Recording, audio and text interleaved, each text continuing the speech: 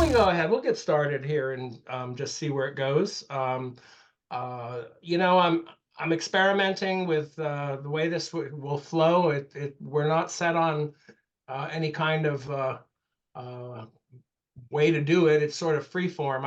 Sometimes I'm drawn to what's new in the news or what something I've seen interesting on YouTube or something like that. I was gonna share something here real quick. Uh, I don't know if any of our members in the club use Luminar Neo, but I'll just share. This is my email from today and I've been getting stuff that they've got a big update.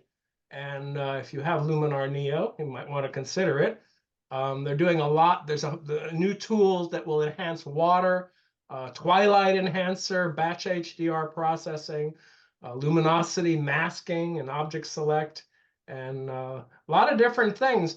I'm probably at some point going to update because I do use Luminar Neo. I find it an interesting program. It's one of the few full editing programs that I also like to go to. I especially like their sky replacement. I always find the masking is very good. But I learned something the other day about doing an upgrade when they first come out, and I'm normally prone to wait a little bit because most times when they release an update to a major update to a program, they've had beta testers and stuff, but there's always a problem with bugs and things or changes. And this was the case and I'm going to talk at the end of the session about Topaz Photo AI, which I use a lot now for my last step where I'm trying to remove noise and also sharpen a little bit. And they came out with a new version. So I said, oh, I'll upgrade it. I hadn't even looked at it or anything. I just hit the upgrade button and installed it. And then I found out some of the features that I liked were not in it. They had taken them away. And so I went to their user forum, and the number one complaint was, you took away stuff I use every day. So I actually looked into how do I go back, and I was able to roll it back to the version I had before. And from what I heard, their tech people are working on fixing those problems that they caused. But it always seems that in software, sometimes the engineers who do the development kind of have a great idea that they didn't really ask anybody. Oh, that's right. We'll simplify this. Yeah. Anyway, I know that you guys who are well versed in Photoshop probably would answer no to this question, but I'm beginning to wonder if, for people like me, whether Neo is all that I really need to do the majority of my photographs. I have several all-in-one programs just because I waste money on these things, and I like to play with them. Some of them I use regularly.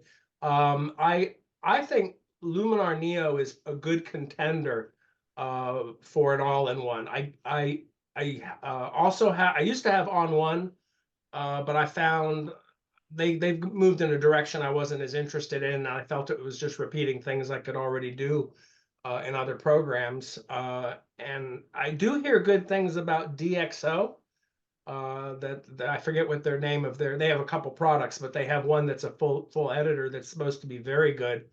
And most of these you pay for when you buy into it, you usually pay for like a year of upgrades, a license that gets you upgrades for a year. And then you don't have to upgrade the next year, but if you want to get the new stuff, you usually have to upgrade. I know that's how it is with, I think Luminar calls it a seat at the table or something. So, but it's one of those things they do. I think they're all being very competitive and trying to offer as much as they can. Yeah, but the answer to that, Dale, I mean, I think, yeah, it depends on you. Like, I mean, I could see myself using if somebody just forced me to use, for example, Luminar only, I could do it. I mean, I could get by with that. So it depends on what you feel you can get by with and what works for you. Well, I think the interesting thing I was going to say with Adobe is the fact that, at first it was Photoshop. Photoshop was their flagship everything for photographers. And then eventually when they came out with Lightroom, and then they came with their subscription plan, they bundled them together. So you sort of get, you get Lightroom, which does almost everything you need. And then if you want to do something more advanced, you can go into Photoshop and do the really advanced stuff. So it's kind of how they decided to pair it. But I do notice, like DxO, I mean, a lot of them, they're coming out with layers and you know, all the tools that Photoshop has. So it's only a matter of time. They're all, I think one releases something and then the other team or the other company goes, oh, we need to release, you know, that in our version. So I've spent the last 3 days fooling with this new release of Luminar Neo. I haven't downloaded the actual components yet, but I've been looking at mhm. some online videos, and it looks like it's going to do everything that I possibly would ever do Mhm. without having to venture into Photoshop. Mhm. Yeah. What's that cat's going to get you? Okay. You know, again, I think it's all whatever works for you, and you know, you know, it's one of those things of I kind of wonder at, you know, at some point when I'm no longer able to move a mouse or use my eyes or something, I probably won't renew my subscription to Adobe, you know, and then I don't know what my kids are going to do. They're going to have to sort through all these photos somehow. So. You know, that's exactly what I do, though, is I use a program that I've used for years called ACD. And gradually they've done exactly that. So now they have layers. You can do masking. Mhm. You can do individual channel lightening and bright and darkening. And it's pretty quick. And the one thing that I like about it that I don't like about the Adobe products is Adobe Lightroom forces me into a catalog. And But we'll talk about that. It's going to talk about yeah, that. and I mean, when I started trying to learn how to use Lightroom, to me, that was the biggest stumbling block around, is getting my catalog set up and then not screwing it up. And, it took me forever to learn how to do it. So if I really want to work on an image, then I default to Lightroom or Photoshop, because like ACD's sky replacement is okay, but it doesn't compare to Adobe at all. Mhm. So, but just for routine fixes, I use ACD on my tablet and also on my main computer. Yeah. Yeah, I'm I'm kind of in between on things because my photography is, you know, some of my photography I'm trying to come up with super good images, you know, artsy, you know, really nice images, and on the other side I've I've got a ton of photos from when I was a little boy and when my kids were little and growing up, and I needed a way to organize all those things. I recently finished writing a personal history or an autobiography, I guess you'd call it. I call it Stories from My Life, but you know, half of that is pictures. And, you know, getting all those old slides and negatives digitized and then organized and categorized by who's in them and what the event was and that kind of thing was vital for me. And so I found that the Lightroom catalog was critical to what I did. And you know, I'd be curious if any of these other tools, you know, do that kind of organizing. But Yeah. Hey, Carl, when we get into the Lightroom, not Lightroom Classic, but the Lightroom we're going to talk about today, uh, they're online and they use AI for searching images. So there's all sorts of ways you can look at images Yeah. using that tool. Why don't we go ahead and move into that, Chuck? If you don't mind, I'll put you on the spotlight first. Okay. Yeah, I just wanted to show you my background for a second. Reason I do that, I have recently switched over to Lightroom. The other one is called Lightroom Classic. So when I use the term Lightroom in this talk, I'm talking about Lightroom, not Lightroom Classic. Okay, everybody uses the term Lightroom, but they're really talking about Lightroom Classic most of the time. So the one you think about on the desktop is Classic. The newer Lightroom is just called Lightroom. That came out, what, about, I don't know, 8 years ago, something. It's been out for a while. I've got an 8-minute video that I'll show you describing the differences between Lightroom and Lightroom Classic. It's a video put out by Adobe, but it's only 8 minutes. And I looked at it last night and thought, well, I started writing bullet points down of things I'd talk about. I said, well, no, they do a pretty good job in 8 minutes. It's not long. let me just show you the Adobe video. And that way we'll get off talking about what's the difference between Lightroom and Lightroom Classic and get on with that. So let me. And we appreciate you not saying, I created this beautiful video with AI. No. Well, you'll recognize the lady in the video when I start this thing. Oh yeah, I'm sure. You'll recognize her. She really is good. And let's see, a second, cancel. I am going to screen share. I want to make sure your sound, optimize view clip, and share. I'm going to share. You should hopefully see a screen now with Brian Matesh website. Yeah, right? we see it. And I bought his second, turn off video, voice is isolated. Okay, all right. I bought his course, all right, and he calls it Welcome to Lightroom Everywhere. And what that is Brian is pushing. What I'm doing now is using Lightroom, which is cloud-based, so I can edit my pictures whether I'm sitting on the couch downstairs and looking at TV, or I'm sitting in a hotel lobby in Yellowstone waiting for the bus to come, or if I'm in an airplane flying with my iPhone. I can edit my pictures and do whatever I liked with them using this Lightroom version. So he has a course. I'd highly recommend it if you're interested in going this much. It's about an 8-hour long course. He has everything in here, right? But this first module here is a welcome to life. I'm going to go to this second module here, and this is the one that he talks about. Let me know if you can't hear this. I'm going to start it up. So while I was researching the content for Lightroom Everywhere, I found this video that was done by Julianne Cost, who is Adobe's principal evangelist for Lightroom and Photoshop. Now, I want to include it here because I think she does a wonderful job in explaining the difference between Lightroom and Lightroom Classic. This was released when Lightroom, like V1, first came out. So a lot of the stuff she references that may not be available are available now. Just goes to show you how much Adobe has worked on creating feature parity between Lightroom and Lightroom Classic.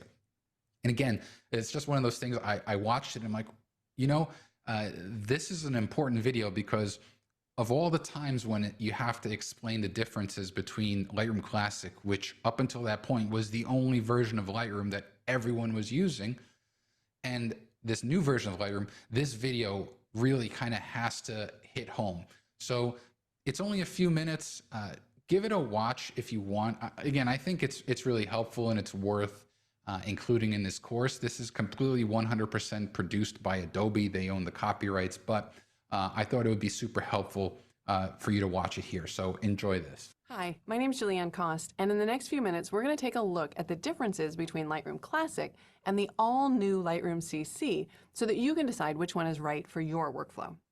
First, let me start by saying that either of the Lightroom solutions can work for both professionals and amateurs, just different kinds with different workflows. And Adobe's committed to supporting both desktop-centric and cloud-centric photography workflows. We added an entirely new version of Lightroom because we didn't want to disrupt anyone's current workflow, and because we know that there are many different ways of working with images. And regardless of which application you choose, the Lightroom apps download, install, and run on your desktop. So, before we dive into the ways that Lightroom Classic and Lightroom CC differ from one another, in general, we have found that Lightroom Classic, which is our desktop-centric photography workflow, is well suited for customers who want to store their files locally, use a file or folder-based workflow, and like to edit on their desktop. we have found that the all-new Lightroom CC, our cloud-centric photography workflow, is well suited for photographers who want to access their full resolution photos across multiple devices. They often take photos on their mobile phones, and they like to edit and share on the go. Okay, so let's get more specific. The first big difference between the applications is where your files are stored. In Lightroom Classic, you manage the location of your photos using the operating system's file and folder system. And typically, these files are stored locally on internal or external hard drives or on a local server. This means that in Lightroom Classic, you need to have an understanding of how Lightroom's catalogs work in order to access your files across multiple computers. In Lightroom CC, you upload all the original full resolution photos to the cloud. You don't have to manage your files, and you don't have to know anything about working with catalogs. Your images are stored in the cloud, making it easy to access and edit your images across multiple computers. Now, I know what you might be thinking, that a cloud-based solution is going to be too slow for your workflow, but I wouldn't jump to that conclusion because you don't have to wait for your photos to upload before working on them. For example, you can download images from a camera to your laptop, edit using Lightroom CC while they're stored locally, and then sync your photos to the cloud when it's convenient. And you can work with offline files when you need to. The second difference is whether or not you have access to the full resolution. I'm going to say something. She said that Lightroom CC, she's called it CC. Nowadays, it's just called Lightroom. Works with the cloud. That's true. It works with the cloud. But they just at the end of last year, they added the ability to work locally also. So you can work with your files on your hard drive as well as on the cloud. You don't have to be cloud-based. Files across multiple devices. So in Lightroom Classic, you manually control and manage which files are synchronized to the cloud using collections. Collections sync low-resolution proxies, though, called smart previews, rather than the full-resolution images. In most instances, a low-resolution proxy is fine if you're posting to social media, for example, but it can limit the file sharing that you do with other people. In Lightroom CC, because your photographs are stored in the cloud, you can access and edit the full resolution image from any device. Now, the third difference is how files are backed up. In Lightroom Classic, you're responsible for backing up your files. Typically, this means that you need to manage additional hard drives and maybe software for creating copies of your images in case of like a drive failure. In Lightroom CC, once your photos are synced, they're backed up with redundancy in the cloud. If needed, with Lightroom CC, you can choose to download a copy of your individual images, or if you want, all of your images to a local drive. Okay, the fourth difference is the depth of editing controls. Lightroom Classic has the highest quality and most powerful non-destructive image editing technology in the industry. And while the team's intent is feature parity across the products, we're not there yet in version 1. But remember, the first version of Lightroom a decade ago didn't even have the crop tool. All right, the fifth difference is how easily you can find your files. With Lightroom Classic, you have extensive control over the addition of metadata such as keywording. However, the process is mostly manual and it is time-consuming. With Lightroom CC, because your images are in the cloud, Lightroom CC can utilize the power of Adobe Sensei's artificial intelligence and machine learning to help you find your images based on image content. So you don't have to tag or keyword your images just to find them. As you can see, there are several other features that are in Lightroom Classic that are not in Lightroom CC at the time of this recording. Now, to be fair, these features aren't essential to every photographer's workflow, but if they're critical to your workflow, then Lightroom Classic, our desktop-centric photography workflow, might be a better choice for you at this time. Hey guys, it's Brian here. I just want to jump in really quickly in this part of the video because there is a lot that has changed and I want to cover them really quickly from this slide. So as Julianne said in V1, a lot of this stuff wasn't available, but let me just go over this list and tell you what is available. So right off the bat, tone curve and split tone panels, those are available. Split tone has even been updated to be color grading. It's even more powerful. Camera profiles are available as well, but soft proofing is not. That's still a Lightroom Classic feature.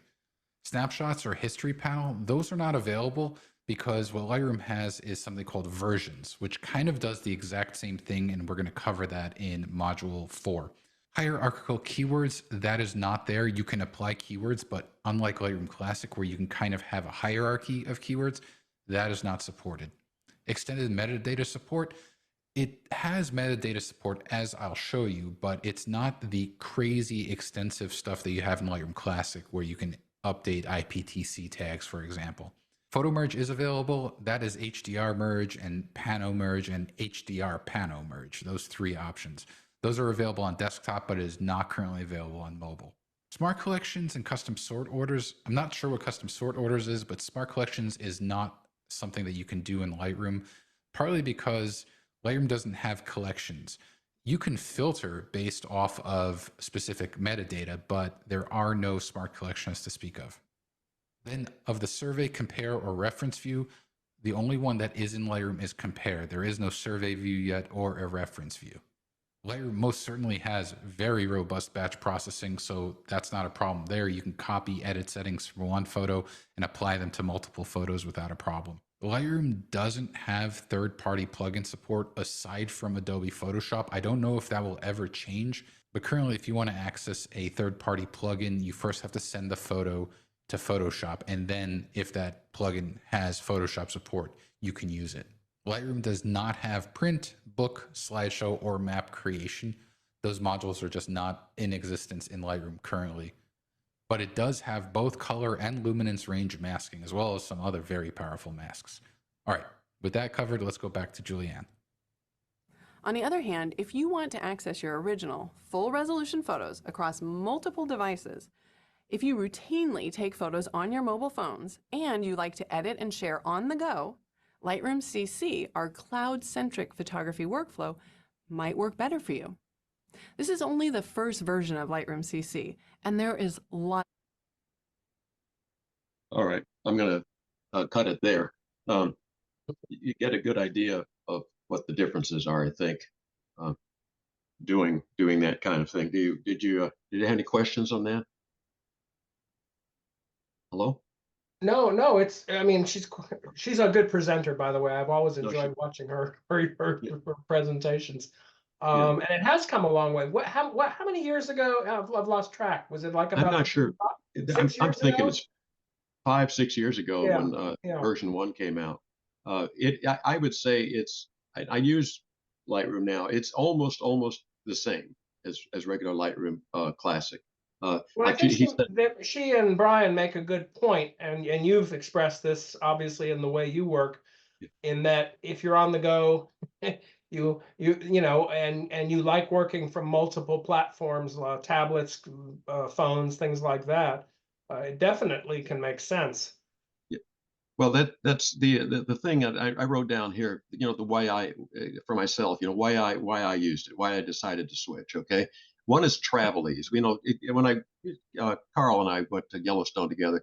You know, being in Yellowstone, taking pictures all day long, or Scotland, where we went after that.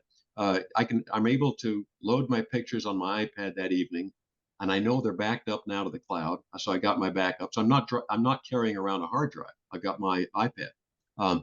So I save the images, and then I'm editing and I'm culling the images, selecting which ones I want to keep. I'm doing that on the go. I sit in the airplane and do it on the way home, that kind of thing. And I can share on the go. And if I have something particularly neat I want to have my daughter look at, she can do that.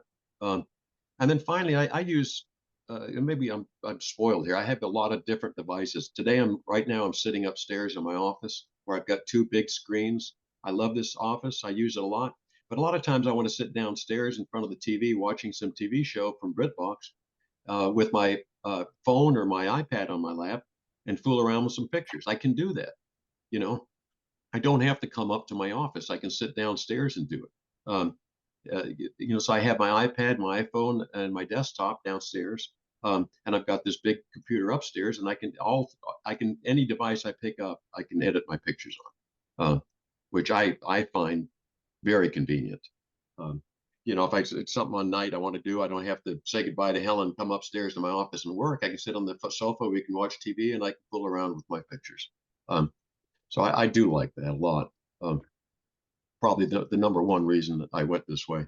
So let me get rid of this lady here. A second, I'm going to do something. I'm going to go back to, let's do that. Let's get rid of her. And what I'm going to do is bring up, this is, Adobe's, what do they call it? Creative Cloud app. And you can see that there's Lightroom for web here. Okay. And there's also Photoshop for web. And then there's Lightroom. And then there's Lightroom Classic. Okay. This Lightroom for the web and Lightroom work together. So if I go to see, let's see, I'll click on my, this is my Lightroom app. This is the word Lightroom for the web. You can see this is a web version.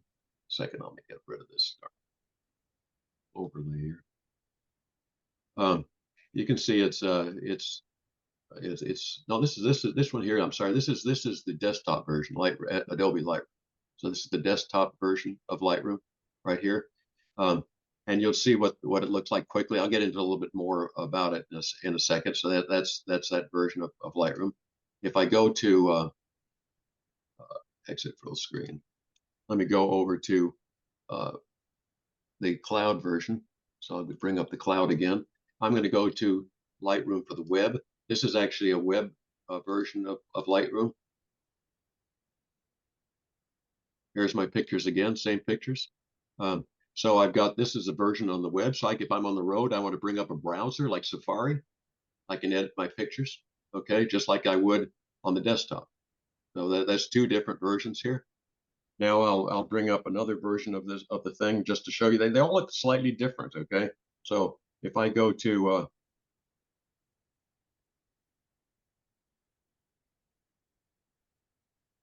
let's see, now you're looking at my iPad, okay? This is my iPad, same thing. There's Yellowstone pictures, my iPad. And I can scroll through the iPad. You can see that finger marks there. We've got one in front. The one that has the infrared is in front. The version of Lightroom. The Lightroom for the web, I think it was. Just a second. I'm sorry. I thought this one was on top. Let me take these off here, and I'll go back to my. If I can get these things off, I'm going to take. I didn't. I was trying to share my desktop, but I thought it would get rid of those. Let's see. Okay, let me try my iPad again. See if I should share it. Hopefully.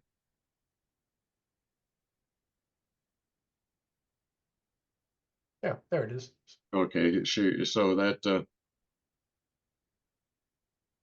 this you should be seeing. This is my iPad. Yeah, Okay. Yellowstone. Okay, and you can see if I click on back here, you can see the different folders I've got. Right now, I've got 9,501 pictures in there. So you can see that kind of good stuff. And down below, you see things called albums. These are similar to what collections are in folders and collections. So you've got things like albums, and then, for example, there's a travel folder here. If I open the travel folder, I've got things below the travel folder. These are albums. So that's the terminology, is folders and albums. Okay, so that's what the iPad version looks like. And then let me just get out of that, and I'll bring up my my final version here, which is my iPhone version, just to show you that it's all, just to show you basically that it's everywhere. They're all the same, yeah.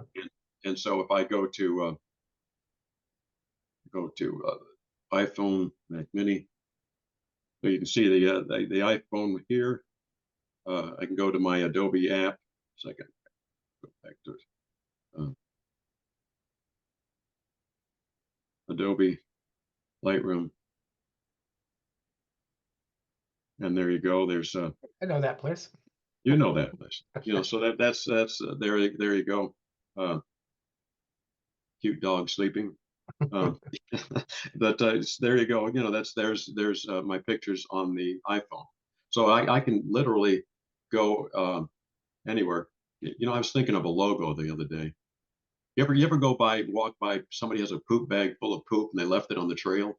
Yeah. I was going to On a leave. bench. I was going to leave this by the poop bag. Preservation of Occasional Poop Society. I was going to give them a prize for leaving their stuff behind. That's funny. But anyways, this is stuff I just did now. As you can see, I did it with Lightroom. So that was the background deal I was working on. I did that by the way with Adobe's voice to or text to image AI. So you know, so my point is that you got it, whether it's the iPhone, whether it's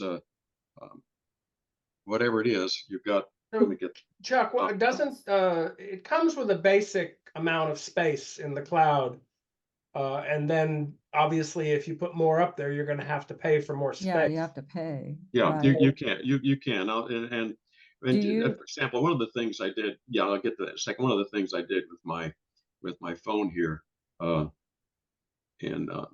let's see if it shows it here. It's file share here. Somewhere it shows. When I bought my phone, this phone I bought with let me get out to stop this sharing thing. Stop here. The phone, and what I'm going to do now is just open the desktop so we can talk from the desktop. Yeah, you do. You buy a certain amount of space. I forget what it is, and it works well enough. But the way I've been using this software for years, and I've been using Lightroom on the when I travel for years, is I'll take all my pictures, and I don't know if you can see my image at all.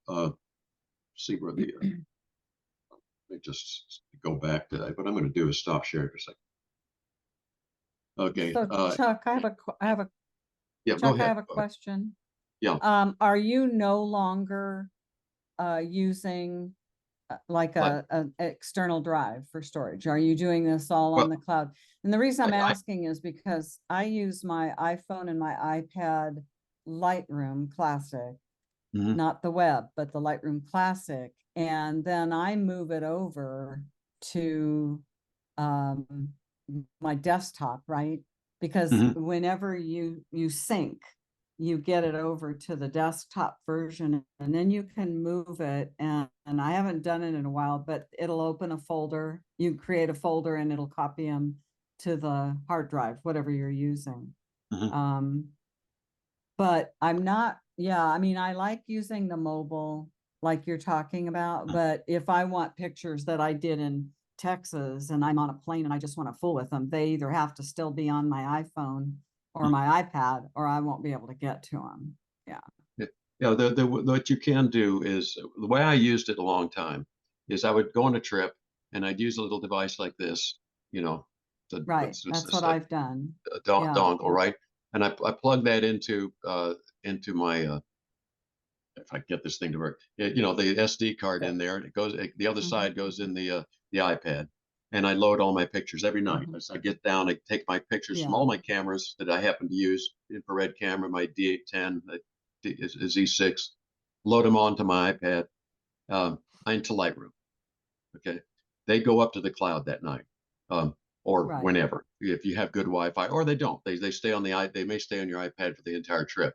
My iPad has enough room. I got like 500 some odd gigabytes. My phone has a terabyte on it, so I have to put all my pictures there. I don't care. It's not going to take up the space.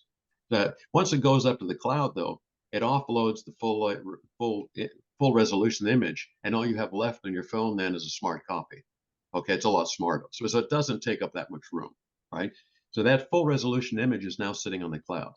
The way I've used it for years, though, is I'd get home and I'd go to my Lightroom Classic desktop version, right?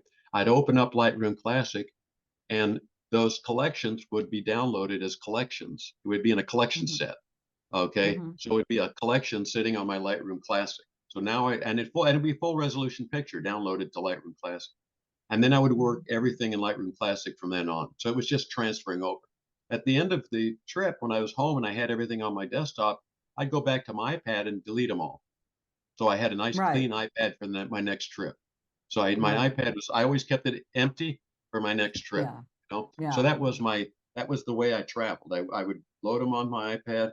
I would get home. I'd work them on the Classic and then clean my iPad off before my next trip. Okay. Yeah, but now you're not doing that now. No, now I'm staying. I bought for $20 a month. I know it's not cheap. I've got a terabyte of storage on the cloud.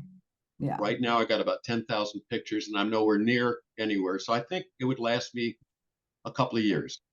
And when that gets to the point where I might need more storage because it's not cheap, I would then probably clean off my cloud, download them all to Classic or on a hard drive, and go again. But right now, I just Yeah. love the workflow. It's so easy. I stay everything I have. Yeah.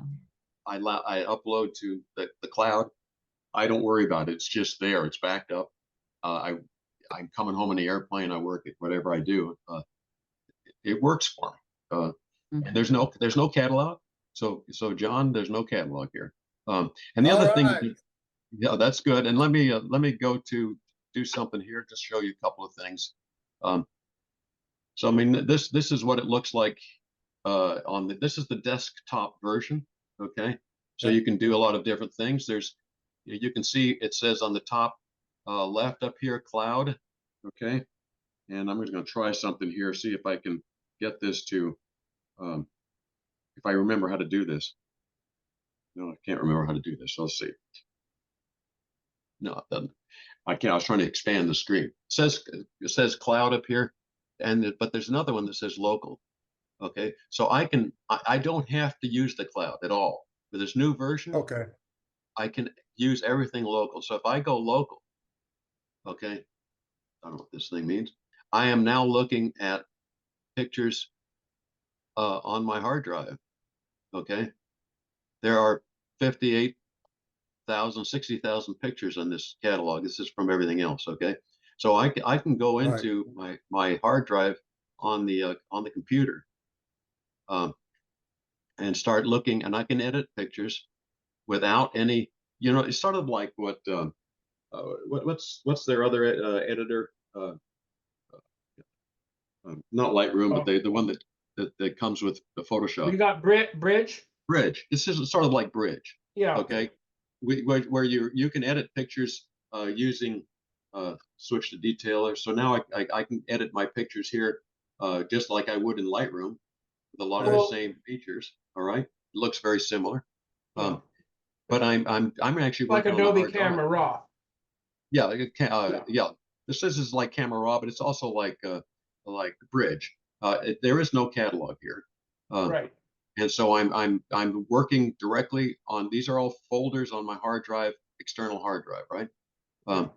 These are all folders there. So that's the local business here, and I can go back to the cloud. These are what I have on the cloud. So this is a new feature that was added end of last year. So if you want to work locally and not work with the cloud, you can do that. Okay. You can absolutely do that. Now, there's another class that Rhonda Moisen wanted to talk about. Rhonda's not here today. She is taking a class by Matt Kluskowski. Okay. Matt Kluskowski is also advocating very strongly this new version of Lightroom. His approach differs from Brian Mateusz, and Brian uses all cloud-based editing. Right. Okay. And the reason I use all cloud-based editing is if you do local editing, you can't share it on all the devices. No. Right. If I use this local tab, I go downstairs, they're not local down there. So I can't see They're it. only upstairs. Yeah. Yeah, they're on the hard drive upstairs. So what I can You could pack up the hard drive and carry it around, but that's a yes, pain. you could. Yes, absolutely, you could. Yes, no, obviously you can't carry it to your iPhone or your iPad, but No, no. you could. You could take that hard drive and take it down with you. Yes, but Brian, what Matt Kluskowski advocates is more of this local use here. Okay. What Brian Mateusz is sort of advocating is more of this cloud use. Yep. And right now I'm doing that. If it doesn't work for me, I start running out of space and it becomes a problem. I mean, I can always back out of that. It's not a big deal. Well, and it kind of depends on where you have photographs. On your local drive, you probably have a lot of older photographs Yes. and scanned images of family and stuff like that, which you don't have saved to the cloud. Well, it depends. It depends. Carl mentioned working on family pictures. You see, I have a folder here called Familia. Yep. My familia is, I've got it broken down into Dugan Reimers. That's me and Helen. Yeah. I've got 1,800 pictures, and these are all scanned. Then I've got Dugan Ridley. That's my parents. Yeah. And then I've got Dugan Roncayo, which is my grandparents.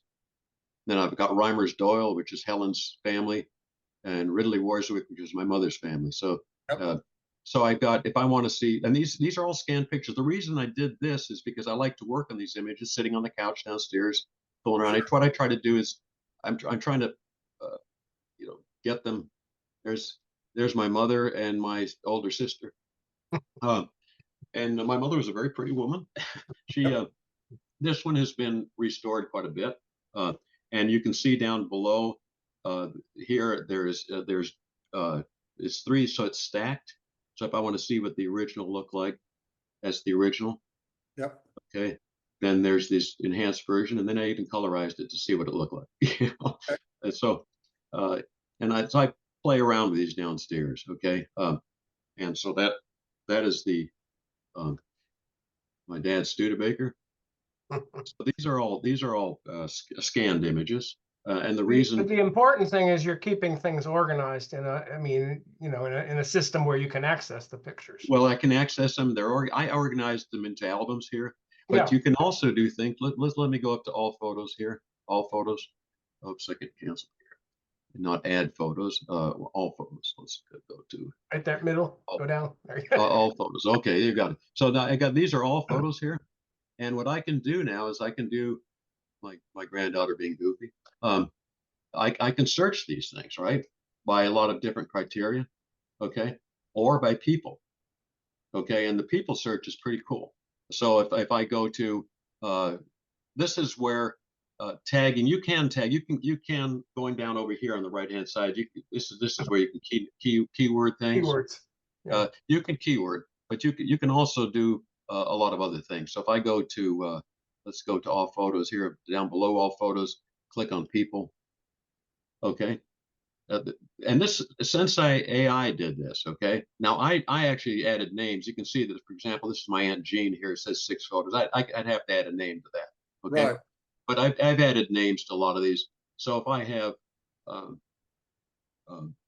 photos of me, so I've got photos of me going all the way back to God knows when. Boy, was a handsome dude then.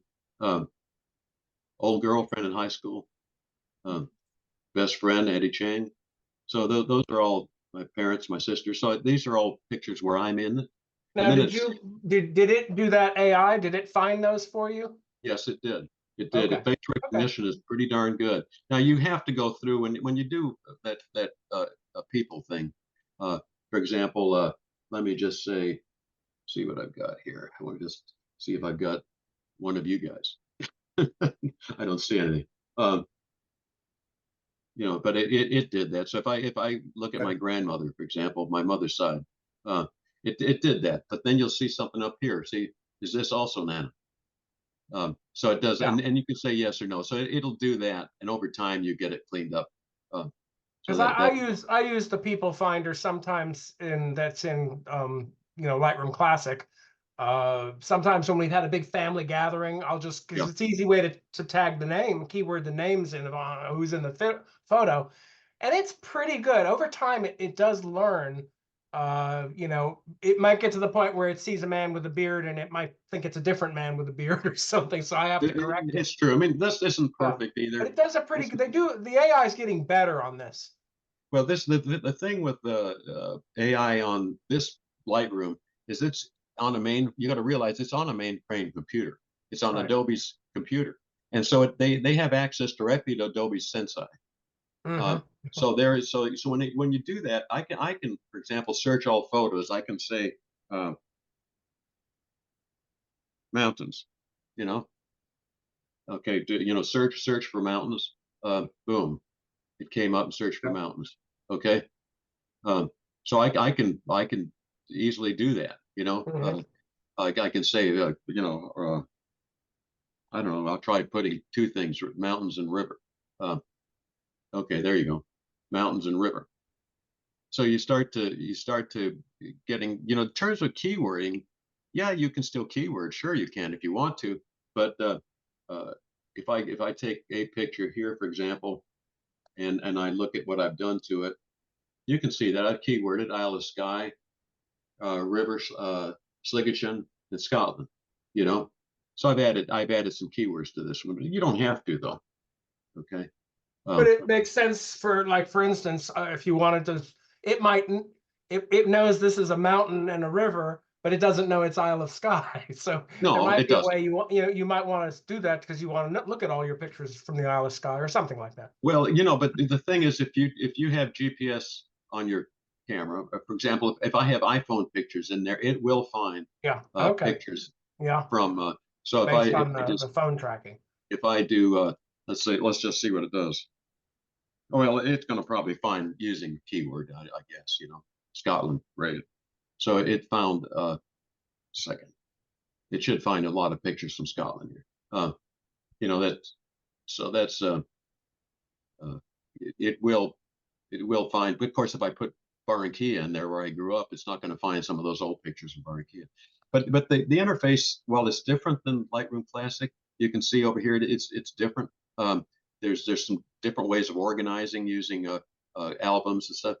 When you start to go and edit a picture, it's let me just take this thing here, and I'll see on the right hand side there's edit controls here. These things here are presets. You know, I can just like in Lightroom, you can select different presets, right? So I can do you know, what are the recommended ones here? You know, so there's some different ones you can do here. On the second one down, these are editing tools. So you can do. I'm going to take these presets. I'm going to get rid of the presets. I opened up several panels. Okay, so there's some of the editing tools are going to be the same, props and all the good stuff that you did in the. Now I've got the thing spinning. I don't know what's going to do. It's not doing a good job. That's called in Apple talk. That's called the beach ball of death. They have masking tools that are equivalent to Right. here's, you know, sky. I can select sky, for example. Select sky. It'll detect the sky, and then if I want to do some things with it, I can change the sky. So that's a pretty good deal. It's something I like to do a lot of times is play around with dehaze on the sky. Dehaze. You know. So you have the same sort of editing tools here on the side. You can see the map, the little Sure. shows up with the thing. So it's very similar. Prop tool. This little thing here is versions. So you can create a new version. If I like this version, I can create a new version of it. And you can do that. What other things you can do? This thing here gives you, you know, I can copy the editing set. I can also do things like right click on the picture. I can do some things to it. If I go back to the grid view, let's go back to grid view. Come on. Grid view. Going back to grid view detail. There's some things up here. You can, of course, export pictures. Don't need to have that open. Export. Just a lot of things. Yeah, it's very similar. Yeah, it's very, very similar. And then there's few things that it doesn't have. For example, if I wanted to take this picture and run it into Topaz, okay, what I would have to do is I'd have to go edit in Photoshop. You know, it would just like you would in Lightroom, except I'd go to edit and then I'd run it through Topaz in Photoshop. You know that. Right. That's so, you know, bring it up in Photoshop and edit it there. So that's the process is very similar. I've got that there, and then I could go into filter and Topaz and do whatever, you know, bring it and then bring it. And when I save it back, it would save it back as a copy. So that's the. Is that Helen in the left there down the road? Where's that? Where's that? In your photo, there's a person on the trail up on the left. Oh. It could easily be. Oh yeah. Probably are people. I was with the group. When you show pictures, it's kind of like, where's Elmo? Only where, you know, where's Helen? That doesn't look like Helen there. No. We were out hiking then that day. This is typical Scotland. If you ever go to Scotland, this is what it looks like. Bring a raincoat. Yeah. Yeah, bring a raincoat. A beautiful, beautiful area. There are cows, and they're Scottish people. Yeah. So, anyways, Oh, cows. okay. All the great pictures. But anyways, my point is it's pretty I think it's intuitive. It's easy. The interface is easy. By date, you know, if you want to see pictures by date here, you know, so you can see pictures in here by date. So if you look down below by date, it even tells you the, and these are smart collections, but they're built in. Mhm. Okay, so it's like your smart collections on. So these are built in people connections. This is where you want to connect to something else like Smug Mug or whatever. And deleted pictures. They keep. Don't you delete pictures? It keeps them for like 30 days or 60 days or something.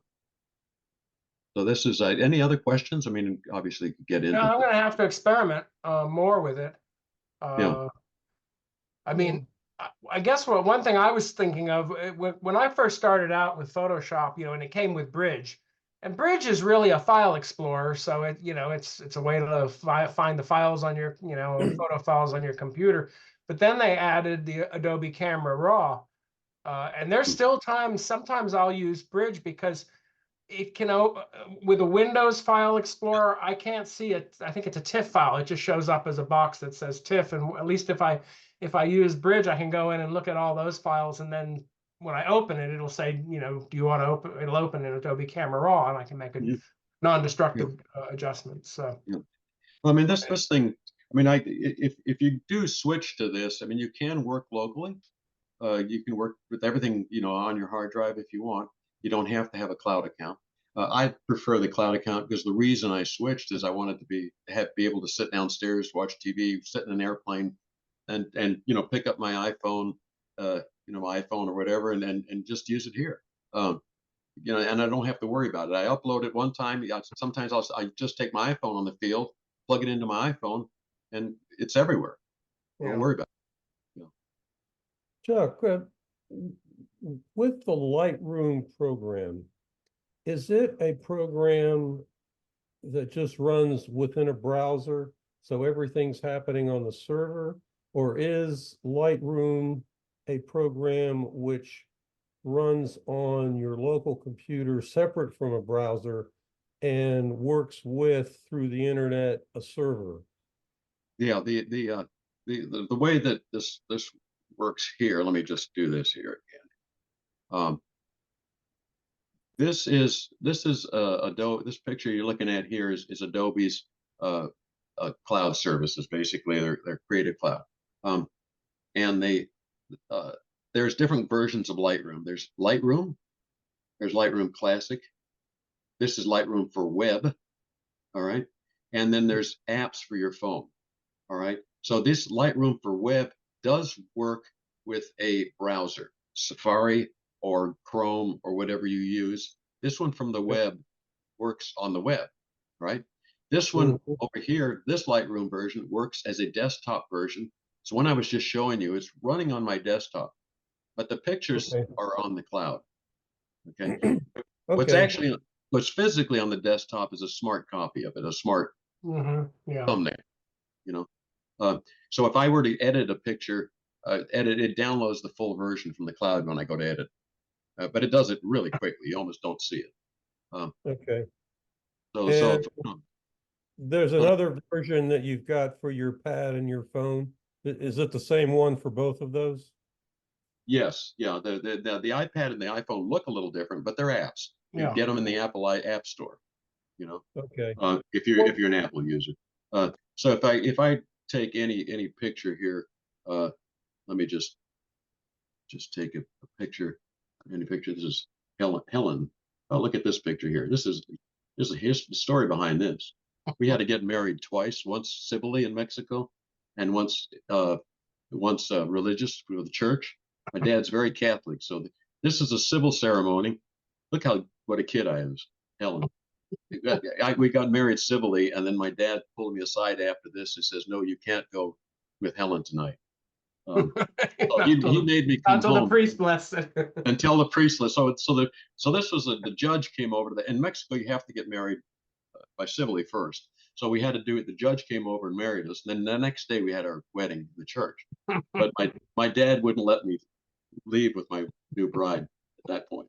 So yes, so I had to stay chaste that day. But anyways, if I take a picture, just this picture here, and you can see there's a little cloud version up here. It's doing nothing. But if I take that picture and do something to it, for example, let's just say I do a little editing to it. I'll hit the auto. I'd hit auto, okay, and then go back to grid view.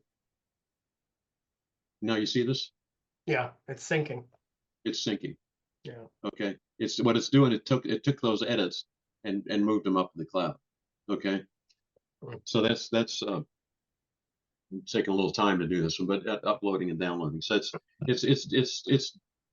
soon as you do a little edit, you don't even notice that. I mean, you don't even look at it. The only reason I showed it to you is it's there. You can do all your edits. What you're looking at on the picture itself is just a lot of seeing. Let's see what you said. Oh, I know what I can do. I'll take that picture there, go down to information. See, it says, it has the original JPEG locally, and on the cloud, the original JPEG. So it has both. Let's see what it has. Some other. Okay, locally, this is a smart preview, and the cloud has the JPEG on it. So if I wanted to edit this picture and bring it up and start doing something, sometimes it'll download the full version. If I went to Photoshop, it would download the full version before going to Photoshop. So anyways, that's those things happen automatically in the background. You don't even see them. Okay. Yeah. With the web version of it, my experience has been that most web programs work better with one browser than another. Have you heard of or know any? No, I haven't heard that. I'm an Apple user, so I use Safari. But that if I go to the web version of this thing here, real quick, just to show what the web version looks like. See, I'm going to go hit Lightroom for web. I'll bring that up, and see what. Oh, it's going to open on my other PC here. So now this is a web version. You can see it's the web address is lightroom.adobe.com. Okay, and you can see it looks very similar to my desktop version. Right. Very, very. Try our collaborative something. No, I don't want to do that. Thank you. But anyways, but it has a lot of the same features to it. I don't know. I haven't really used it much, but it's there. I'm trying to see. So, for example, I can't see where the editing tools are. I can see all this over here. Where are the editing tools? That takes that off. There is editing tools somewhere. That web level of complexity to it, it probably slows things down. But well, the thing with the web that I found, it doesn't seem to have all the features that the desktop had. Yeah. And so, but these are all essentially if you upload a bunch of pictures, you have nothing else, you want to go and see what they are, you can go onto the web version here and look at them. That's just Adobe's. Right. I mean, you would use the web, let's say you left your laptop and your iPad and everything at home, and you're over at your friend's house or your son's house or something, and then you want to look at some pictures. You could get on their computer and bring up a browser and go in there and look at them. Well, this is, I'm still sharing, am I not? I think I am, Emma. Yeah. Yeah. One of the nice things, you just mentioned that I did bring up something else here. So I can take these albums down here that I've got, for example, and I can go to, I'll just my Sophia album, my granddaughter here, and I'll right click on it, and it says share and invite. So I can create I'll just copy the shareable link, but I can put an email address and send the link to somebody. Okay, right, get the shareable link. I'll copy that, okay? Now if I go to my browser Let's bring up a browser here. No, a second. Okay, there's a browser. I'm going to paste that link in there so you can see. So I can share the albums with people. There's the share. See, now they can't do anything. Of course, this has add albums because I'm signed in. But people will get this album. I can share the entire album with them this way. Just give them a link. Yeah, And that's nice if you have a bunch of that's a pictures. nice feature. Yeah. And can they copy those photos or? Yeah. So yes, they can. They can copy the photo down if they want stuff like. Oh, well, when you do the share, you actually tell what kind of here. So here, anybody can view. Invite only, or this means only the people who say anybody can view. I think there's somewhere invite, customize, settings. Here, okay. So here's some things you can do here. The nice thing with this is that what I'll a lot of times do is I'll get on a trip, I will get us an album, and let me see if I can find one like that, where I'll have finished pictures I've edited, and then I can create a sub album of the finished ones. I don't see it here, but I have done that in the past where I've created a sub album of finished pictures. So if I'll go to Scotland here, for example, and I'll say, give me all my 4-star pictures. Those are great 4-star pictures. I can copy this into a separate album and share it, So Okay.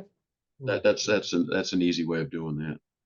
Yeah, just last week I went to my grandson's baseball game and took a bunch of pictures, and I wanted to send them to his parents, and I wound up putting them on a thumb drive and wait until I saw them and gave it to them. Oh, this would be a good way. Yeah, to share. Well, this would be a good way. I mean, those kind of things. Yeah. You just do that, and you can share them that way. Now it'd have to be on the cloud, I think, because what you just saw in the browser, these things were on the cloud. But if you on the normal iPhone, Lightroom account, you get enough space on the cloud. I think you get 500 or 200 and something like gigabytes. I use that for years when I travel, and I'd clean off the iPad and I'd clean off the cloud after I finished with it. But when I was traveling, I used it. So that worked fine. Okay. Well, thank you very much. That I'm going to have to play around with it a little bit more now. Yeah, I find it very worthwhile. Alma.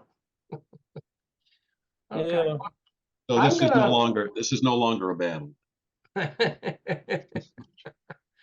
I was wondering when you posted that or showed that if you had used like a AI text generation or something. Well, there's an app for the phone that Adobe puts out. What's it called? Adobe Express. Yeah. Adobe. I highly recommend it. You can do all these kind of things. I do a lot of graphics, a lot of website stuff, and I used to have to go out to the web and find things. And of course, then you're always worried about copyright. Here, you do Adobe Express, you go in there, and I typed in two big tough boxers with boxing gloves in the air facing each other, and that's what I got. Yeah. Okay, I'm gonna move over here for a second.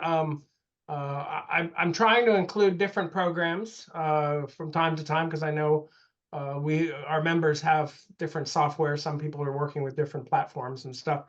Pam had asked me to include some stuff occasionally about Photoshop Elements. And I've been playing with it. I'm actually kind of impressed with it just because it's in so many ways, it's simpler. If you don't need a complex edit, you can do it in Photoshop Elements a little faster. Well, maybe not. I think Chuck can do it faster in Photoshop. But anyway, so I'm going to share screen here. And let's see. We'll bring up screen 1. Okay. So this will bring up my Lightroom. I'm in Lightroom. And what I wanted to point out of why I went to Lightroom first is that, this is in collections. I created a collection. When I start planning these sessions, as you can see, I've got a PP SIG March and one for April, one for February. And that's how I bookmark photos. It's a good way to kind of have them, you basically create a collection, you drag the photo in there and it adds it. So then I don't have to go hunting as much for it. But in this case, I want to go back to where it is located on my computer. So I'm going to say go to folder in library. That will take me up here to pictures. These are Emily, my granddaughter, portraits. And what the reason I brought this up is, like I said, I'm trying to include some things in from Photoshop Elements as well.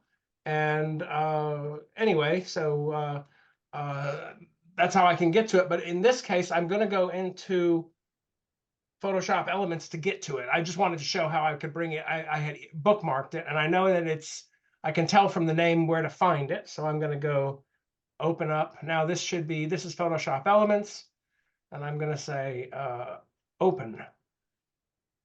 And I went there earlier, so it's going to bring me to the folder that I was just in Lightroom. And I'm going to go down to number 398, which should be down here. This is one I actually edited, so I'm going to go with this 398, which is a DNG file, and which is the Adobe's digital negative file. And what I wanted to do here was just to show a little bit about facial retouching in using a program like this. We'll do it real quick. It's opened, as you can tell. This is Adobe Camera Raw. And so this is where we can do some non-destructive edits. And so the first thing I'm going to do is kind of just crop it real quick, kind of maybe bring it in more like that. It's a head and shoulders shot. And I'm going to hit the bracket up here for the adjustments. And I'm just going to do kind of I always hit auto, and then I kind of go in and play with it. I'm going to say, well, on basic, I don't really want it that bright. So I'm going to take it down a little bit like that. And there. That's good for show. Okay, so we'll hit OK and open. And it's going to open now. This is the Photoshop Elements. One of the things I did was I set in the preferences, I can use the scroll wheel on my mouse to enlarge, which is kind of a nice little feature. And the reason I picked this picture of Emily as a 9th grader has a fair amount of teenage acne. And so I wanted to kind of experiment a little bit with what they offer for doing a little facial cleaning up that type of stuff. The first thing I'm going to do is go to my layer, and I'm going to click on duplicate layer, and we're going to call it background, because you should always don't ever work on your original, work on a copy. I've learned that. One of the things that this program has is under Enhance, they have a series. I think these are really like actions that, when you hit an auto type thing, it's been programmed by Adobe to do certain things. And down here, they have one called Smooth Skin. So we're going to click that. It's launching the Smooth Skin dialog. I love these names for things. I'm going to make it a little bigger so we can see her face. Okay. And I'll admit, I learned this from a tutorial. I didn't think this up on my own because I'm trying to come up with things I'm trying to learn. So sometimes I'll Google something and then watch a video and make notes.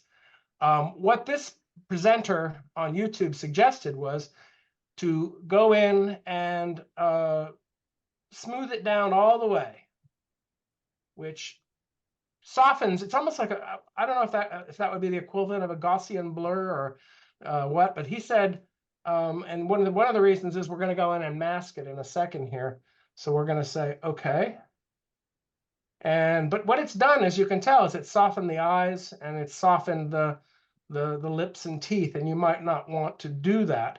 So what you're going to want to do is create a layer mask. Okay. And if I'm remembering how to do this, we're going to change this to black. Let's see.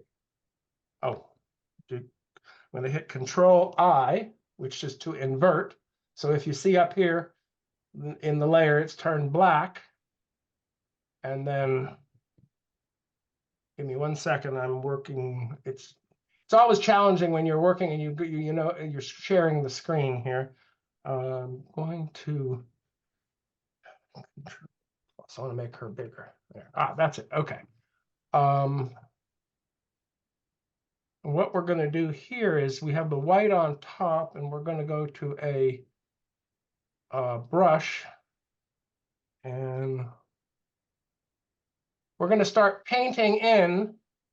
So what I'm doing is now it's by making the layer mask, it went back to making it all sharp with acne. But by using this brush, I am now painting in what the enhanced skin would have done. So it's softening, but I can choose what to soften. So I'm going to soften a little bit there. And I've got opacity set here to 100% and size is at about 80 pixels. It's a soft brush. And it's not going to get all of it, but it's going to get the majority of it.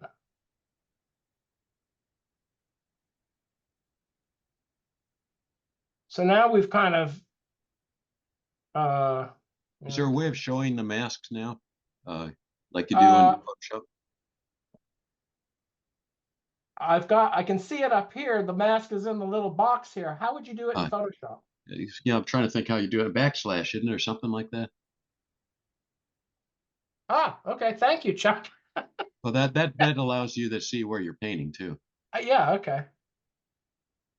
Change the color of the brush. Huh? Yeah, there you go. Yeah, okay, okay. Huh, so that's the backslash. See, I learned something every day. Okay, okay. So again, what the purpose of this, and this is just a quick demo where I know not everybody's using this program, but and it could be done. The same thing could be done in Photoshop. But what you're doing is you're just selectively choosing where now her eyes and the wrinkles around her eyes, her eyelashes, her teeth, and all that are sharp. Now, the one thing is you might want to.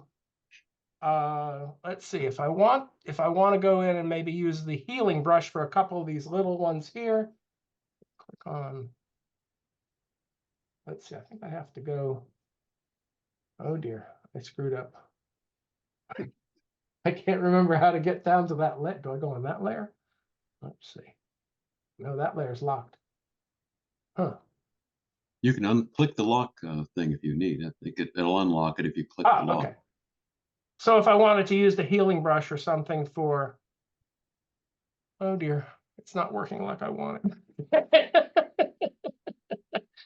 Anyway, if you use your healing brush, then you could get a few of these extra, these little pimples out. I probably should have made notes. Why isn't the healing brush work? I'm not sure. It's not doing it. You should go to the bottom layer and I'm in the bottom layer. Okay. Okay, it's selected. Yeah, and I'm going in. I'm not sure why.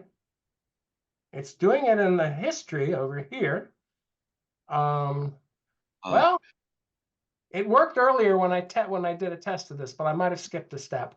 Anyway, that would be what you would do to sort of fix that. So, well, I really screwed this one up. No, it's okay. There's a reason for But that. anyway, so that was I know I was talking with Pam about because she's done some pictures of her grandson and stuff, and I thought this would be a good one to cover. So, okay, I'll work more on having notes next time on that. So, all right, so now we're going to close. I have one other thing I wanted to cover here that I think I can do better on. We're not going to save the changes there. We're going to let that go away. And okay, and now we're going to go back to my post-processing. Sorry to skip around, but I tried to make a big cursor that you could see as I'm moving around, big pink cursor. We're going to go back into April. And okay, so this is going to talk a little bit about Topaz Photo AI, which I find I use a lot right now. I'm going to just do a quick, let's see, I'll go into this one first. I think this one is a better example. Okay, so this is at Bosque del Apache in New Mexico, and this was shot at 6:30 in the morning as the sun is coming up, and this is Sandhill Crane.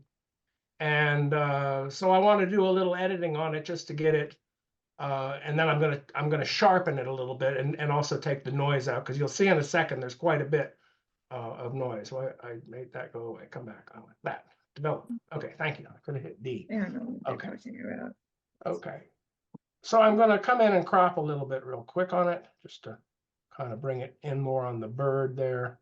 We don't need that bird over there. That came out. And this is cold because this is, they're actually standing in ice water. There's like little icicles floating around.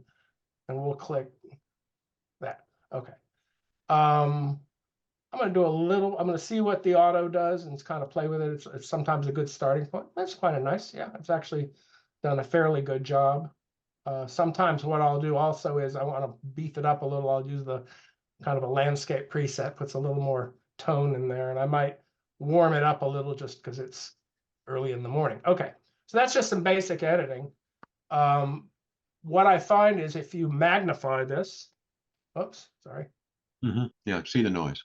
Yeah, noise, and yeah, it's fairly sharp, but still you're losing a lot. So I happen to like the Topaz Photo AI. You could take it into sharpen, you could take it into denoise, but I find it does both. And until they get their version 3 fixed, I'm going to stay with version 2.4. There's 2 ways I can move it in. I can go to Photo, Edit In, and go down this way.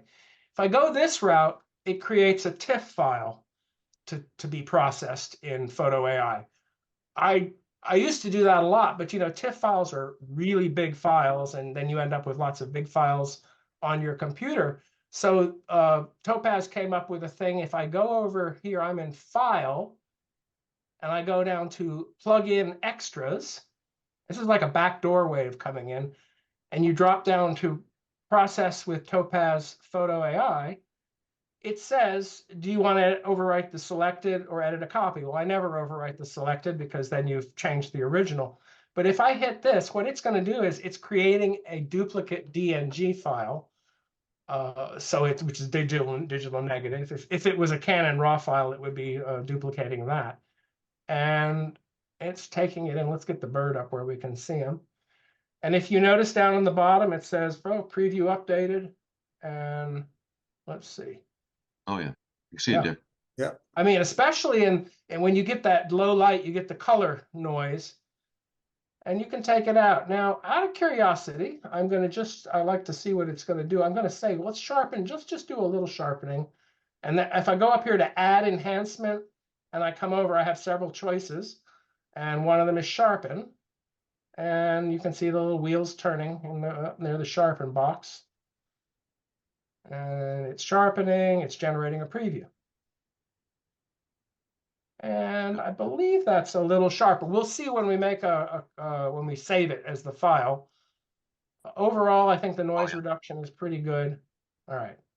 So what we'll do is save it down here in the lower right corner, save to Adobe Lightroom Cloud, which is one thing I like. There's some programs when you use them as a plugin, you almost have to go back and re-import the corrected or edited image. Oops, sorry. Where did we just go? There we go. Oh, I wasn't sure if it was going to do this. It's actually put the one I just copy is in here. Yeah. But the one thing I've noticed with this is for some reason, and this is like a little bug, this is the original that we first edited in Lightroom. This is the one that it made the Photo AI, and it always does this. It does it does everything that Lightroom had except the crop for some reason. So what I do is click on the original and then Control click on this. So I'm choosing both. And if I go over here to sync, I already have it checked crop. And what it'll do now is, okay. And if you see now, that's the one, and that's the other. So let's blow it up and we can kind of do a side by side. So that's my original. Lots of noise, and it looks like sandpaper. And that's that one. And it seems to have done a pretty good job. I always look for eyes when I do sharpening. So, okay, so that's one there. Okay, I'm going to do one more real quick. This one I thought was going to say, Chris, just a question. You know, when you say when you told Topaz to bring in the original DNG, made a copy of the DNG, did it really pick up the edits? Any of the edits? Because it was picking up the original DNG. I just was wondering if it had. Yeah, I think, okay, if you notice, I'm going to click between them. So that's the original, and that's the edit. And I noticed a little change in tonality back here, and I'm not Which sure. looks like lens calibration almost, too. It could be. I hadn't thought of that. Yeah, just thinking of it. Yeah. Let me see out of curiosity if that does anything. Let's go there. Let's go sync. And there's lens calibration. Let's see what that does. Oh, you might be right. I hadn't noticed that. So that's the original. Eh, That it was a might little have. movement. I don't know. That's interesting. It moves ever so slightly. I'm not sure why, but I don't know. yeah. Anyway, it gets it pretty darn close. Okay, I'm going to do one other here, because this is going to add a third step. I had this idea with this again is at Bostel Apache. These are sandhill cranes in flight. Trying to track with them, but back with my old DSLR that didn't do all the tracking that they do now. If I click on crop, because I want to crop, I want to try and make it more interesting crop. I'm going to bring it in like this, and I'm going to bring this up a little. And let's just crop it. There we go. Let's just hit auto to see what it does. I put a little more detail in there. Not a bad shot. It'll be good for the purposes we have here. Okay. So again, there's not much noise in this. I'm going to go down here to my magnifying thing and look, but you can see it's definitely not sharp because there's some motion blur in here. So I am going to do the same thing. I'm going to go up here to File, and I'm going to go plug in extras and do Process in Topaz, make a copy. And it'll take a second. Boom. A lot of this is going to depend on the speed based on, your particular computer and all that good stuff. Okay, it's doing its thing. Down at the bottom, there's a little generating thing, and it says preview is updated. Okay, so now it has done both raw denoise, and it's done that raw normal, which should be fine for this. There's not a lot of noise. And it's done standard sharpening, and it tells you can change all these if you want to try different things and move them around. It'll reprocess. But as you can tell, if you look at the eye and like the feathers in this area, the wing feathers, the eye, the head, if you blew it up really big, you might start seeing some artifacts and things where feathers look a little funky. But overall, I think it does a pretty good job. I'm always pretty impressed with it. What I'm going to do here is I want to save it, and it's going to save it back in. And then I'm going to do one other thing that I thought of when I was looking at it earlier this morning. Okay, I'm going to make that, it's not need to be so big. Okay, it's loading it back in. Takes a second. All right, so that's it there. And as we said, that's it there. So let's do a sync so we can get them looking. And I'm going to do both the lens correction and that. We'll see if that does it. Yeah. Okay. It's interesting. I hadn't noticed the difference. It changes slight things like the blue is a little darker in this. I'm not sure if that's just when you say take the original to Topaz, I don't think it's taking any of the adjustments. I may be wrong. What do you mean? When you did the automatic adjustment, things like that, I'm not sure it takes any of those over to Topaz. It just takes the original DNG with unadjusted. Well, it's supposed to, because that's one of the reasons you're doing it with adjustments. Okay, maybe so. But I actually like it's a little darker, but I kind of like the detail. I might lighten it. But one thing I thought of is, okay, well, it's a nice shot. It's a square. I'd kind of like a little more on the front. So I had this idea earlier today, and I said, well, what if I go edit in Photoshop? Spread it out, yeah. Yeah, so let's just see. It worked today pretty well. Okay, here we go. And I'm going to get my little magnifier to take it down a little bit. There. Okay, so now it's in Photoshop. And if I'm doing this right, because I don't do Photoshop all the time, I'm going to say crop. And I'm just going to pull this over about that far. I think that should be good. And I'm going to... And above, just you do have generative expand on up above. That's good. Up above? Yeah, in the top. Right. I was going to right click in it because I know it'll do it down there. Yeah. But you could do it up here. Yeah, you can. Okay. Well, and I'm going to say generate. I haven't done this as much recently, other than I played with it today. It works. That picture of the two. There you go. Right. Now, earlier I tried it as an experiment because I try and experiment or make sure things are going to work. It was interesting. It left a very faint line where it overlapped. And even if I chose that over here on the right, if I chose the different choices, it seemed to make a kind of a gray area, a band. And I tried using the healing tool and stuff. And so finally I said, just do it again. And then it didn't put the band in. So it's like anything, if it doesn't work at first, try again. So, but anyway, so that, then I might say, save a copy. I'm just going to save it as a JPEG here or something. I'll just save it as a JPEG. And we're going to save it to desktop. That's good for now. Yeah. Okay. Close that up. So that's just an example of where you're using different, plugins. And here we used two for that one. So just always interesting to. I know I'll open that up. It's opened over here. That's I just want to open it up. That's the JPEG copy of it. So anyway, did a pretty good job. Okay, so let me stop sharing. Okay. Yeah, Chris, just to reiterate, I guess on Lightroom versus Lightroom Classic, Lightroom doesn't have the ability to work with plugins. And so that's right. And I know that you had mentioned that. You have to go to Photoshop. About 2 weeks ago, I mentioned this on the Facebook page. About 2 weeks ago, I had a survey from from Adobe on Lightroom, and it was very lengthy and very detailed. I mean, it was like probably about 50 questions, and and a lot of it was asking, are you interested in AI doing this or that? And it was asking more and more about it. I have a feeling a lot more things are going to be coming in future versions of Lightroom.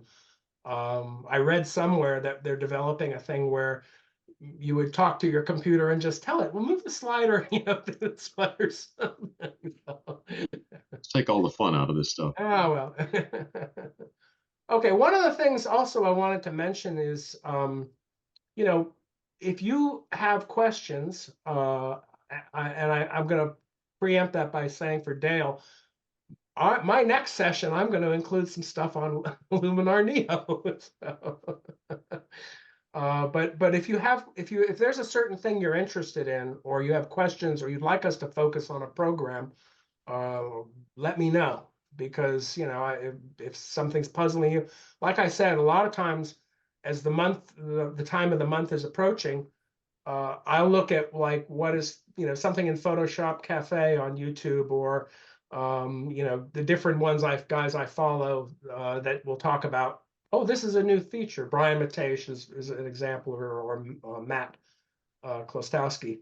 Then you go, oh, well, that might be interesting to talk about. But if there's something you want us to cover or me to cover, I rely on Chuck for some help. So,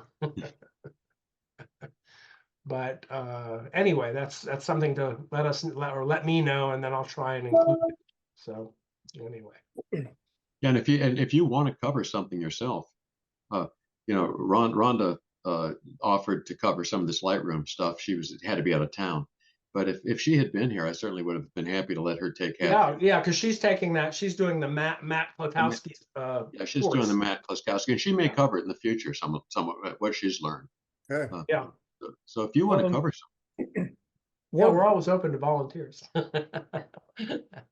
One thing that might be useful. Next month, May 20th to 24th, there's a week's worth of Lightroom training put on by the virtual summit. The virtual summit. Last year I spent some time listening to that, and I learned quite a bit. Yeah, it's all kinds of guys who do their own training, and I think they're doing it as kind of a marketing thing. Yeah. So, you can see what one of their courses is like. but it's free, and I was impressed with the training. Yeah, all Yeah. the trainers get to put a plug in for their websites and their courses, which is good because they're doing it. And I think Dave Cross, who's put this on for several years, you can do the free thing where the day the video starts, you can watch it through that day and I believe the next day, and then it goes away. Whereas if you pay, what is it, $99 or something like that, you get to watch it anytime, you know, in the next couple years or whatever. And then you also get extra resources like handouts and photos to edit and stuff like that. I think the free one is all I ever do, but it's very worthwhile. I always learn something. Yeah, I always do And- too. And he has a Photoshop summit thing too, doesn't he? Yeah. Usually what they'll do also, I believe if you go to the website for it, and we can post a reminder on the Facebook page for the club. I think I had mentioned it a couple of weeks ago when I saw the first announcement, but there's usually a syllabus you can, you know, or schedule you can download, and then you can, well, I wonder if Carl's generator just cut. Generator just kicked in, yeah. But anyway, you can download the course or the schedule, and you can look at it and go, you know, that one on Tuesday at 11 in the morning interests me, and that way you don't have to sit there all day. So, Yeah, he publishes an entire schedule, and you Yeah. pick and choose the ones you want to yeah, see, and they give you 48 hours from when the right. first shows to go back and look at it. Yeah. So yeah. Anyway, It's I found it worthwhile. really useful last year. Yeah, a lot Right. of times I'll find if I'm home those days and working on something on the computer, I'll just have it running on a monitor, one of my extra monitors here, and then if I'm not interested in that course, I turn the volume down or I watch something else. But it's Yeah. kind of it's a good one, and I think it's as good as a lot of the ones that Scott Kelby puts on. They usually yeah. cost more too for Scott Kelby, so. Yeah. And again, those people get a plug usually for their whatever they're Yeah. selling or their website, or maybe they're doing some tours, photo tours or something. So, I Anyway. got an email with a link to it. I'm not sure how I got it last year, but I've got the email and the link if anybody. Well, once you signed on, you'll get you'll get plenty of updates. I'll go ahead and I'll put a thing in there in on our Facebook page, and that's worth mentioning also. Chuck set up we have a special little sub Facebook group page for the post processing. That I guess what did people just apply to join to that, or how does that work, Chuck? Yeah, I'll put a little post in the I'll put a post out in our regular group where people can join. Yeah, because I think it's good to announce stuff that's pertinent to the whole club, but there may be things you have. That would be a great place for people to post questions. You know, hey, I'm working on this project and I have a problem with something I'm doing. You know, it's not working. My healing tool isn't working. What am I doing? Something. That's when you rush a little too much before getting going. So, okay. Well, if there's no other questions, Hey, thanks, guys. Really yeah, we're gonna let Thank y'all you. go. Yep. Okay. Thanks for coming. I actually might be a convert. We'll see. Okay. Well, I will tell you, there's a couple of YouTube guys I watch who do YouTube videos on lots of different software, and several of them have started including ADC because they say with their most recent, I think it was most recent upgrade, they've really improved a lot of things, and it's becoming a very another popular program. Yeah, with the thing that they came out in 24, you know, they do the thing where you buy it and it's good for as long as you want to keep that version. Mm. And so this one does have a lot more stuff. Like I say, now they've got layers and masking and other things that before they really didn't have. Yeah. Yeah. Does anybody have any experience converting from Lightroom Classic to Lightroom? I do. That's, I mean, Yeah, I mean, it's not a big deal. It's not a big deal. You just, you go with it. You literally just, depending on how many pictures you want to convert. I mean, if you want to convert them all, you're going to need a lot of cloud space. I mean, I just started using it. It's what I started doing. And then all my family pictures that I wanted to edit, I just went into I just export as catalog and then import them to bring them into the regular Lightroom. Well, it wasn't a big deal. It'd bring them in and add photos, bring them in. Yeah, I mean, they make it pretty easy because it's the same company. It's just different, different. Oh, so- And platforms. they're actually Lightroom has a pathway for doing that. yeah. Well, this Brian Matesh, the lesson that I showed you at the beginning, Yeah. he has a whole module on how to do that and Oh, what he suggests doing that. He's got 8 hours of instruction. So 1 hour or something is all the ways you can bring your photos in and all that kind of good stuff. Okay. Yeah. Okay, well, I'm gonna let it wrap there, and Good. next month, barring any changes in the schedule, we'll probably meet the Thursday after the regular meeting. We're a week behind because I thought I was going camping the other day, but I ended up not going because of the rain. So. Camping's not fun in the rain. Well, I was going to take a lot of pictures at an outdoor rodeo, and I was really worried about the rain and sitting outside with my camera and trying to shoot with a long lens and not having an umbrella or so. And crawling around on the ground, there's a big. Yeah.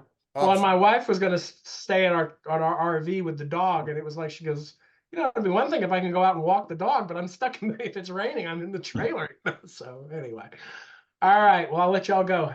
Have Okay. No, you take Bye-bye. it. Hey, thank you, Chris. Okay, Appreciate it. All right. Bye. Bye.